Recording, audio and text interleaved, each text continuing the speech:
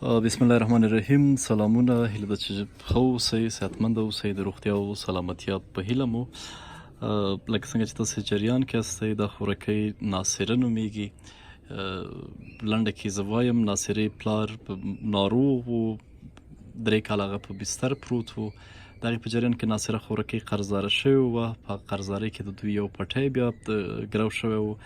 څه موده وړاندې هغه په پټی له ګروۍ خلاص کړ. ناصره خوراکۍ دلته په کلي کې دوکانداري کوي. د دې دوکان مسؤلیت د ناصرې خوراکۍ په غاړه دی او دلته په دې کلي کې دوکانداري کوي. څوک د ګټې نشته، څوک د هغه نشته. کاکاګانې د هغوی خپل مسؤلیتونه لري او خپل کورونه ورته رغاړې دي. د هغوی اقتصاد هم څه ډېر ښه نه دی چې وشي کولی د ناصرې خوراکۍ هغه ټول مشکلات چې کوم د کور دي د هغه دي هغه ورته حل کړي. هماغه ده چې ناصره خوراکۍ دلته په کلي کې دوکانداري کوي. هغه پټی له ګروۍ خلاص شو فقط دې له خاطره چې دوی دغه خپل پټي بیرته واکمن او څښتنان شي.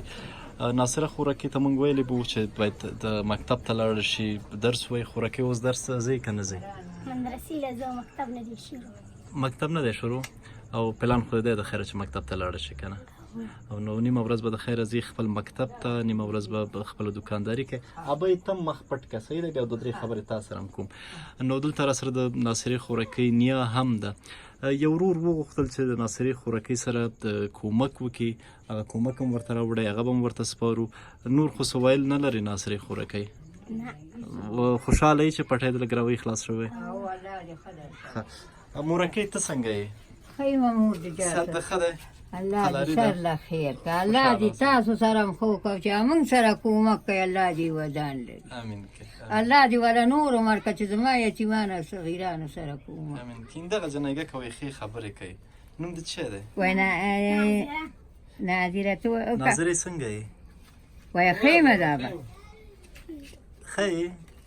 په زوره ووایه دا چې د صورت یاسین وایه رین به وله پاره. کومه ده؟ زه 4 دفعه راشم نه یې ویل. منډې صورت یاسین وله راوړه. منډې ووایه لورې بسم الله الرحمن الرحیم ووایه.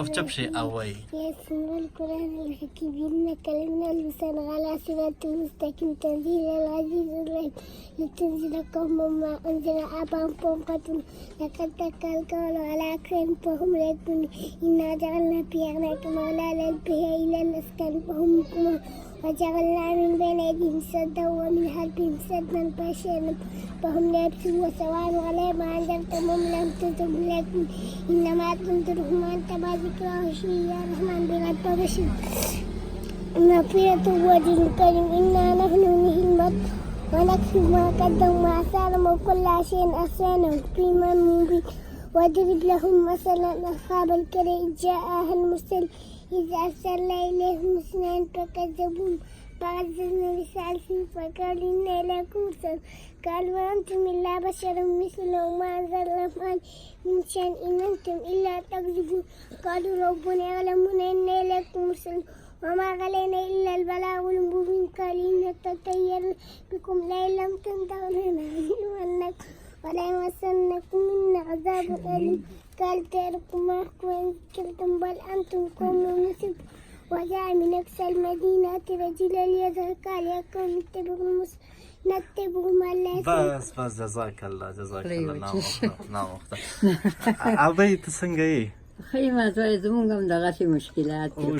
ژوند په تا څنګه تېرېږي؟ ژوند راباندې دغسې تېرېږي نو خدای هم ګوري او تاسو او هغه د پټي خلاصون ته خو خوشحاله یې؟ الله دې ویم هغه ومه په خدای سره ښه خدای دې خوشحال لره، خدای دې او سلامت ستاسو دې الله خپل بچي او خپلې ځوانۍ روزي. سلامت اوسې. تاسو سره ورکئ. زما د زامنو سره یو څه مرسته درته لکه یو زوی چې دی وي هغې درته رالېږلې ده، غواړو چې هغه درته تسلیم کړو. نو دا تا ته سپارو. دا به د ناصرې خوراکۍ هر ضرورت چې وي د هغې د خویندو د ورونو د فامیلې هغه به پرې رفع کړي. صحیح ده؟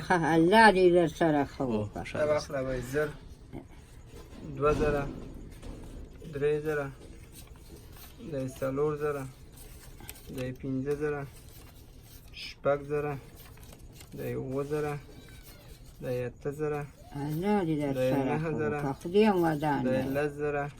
1500 ښه الله دې در سره ښه وکړه. هغه د چا چې دي ابۍ هغې ته به دعا کوي.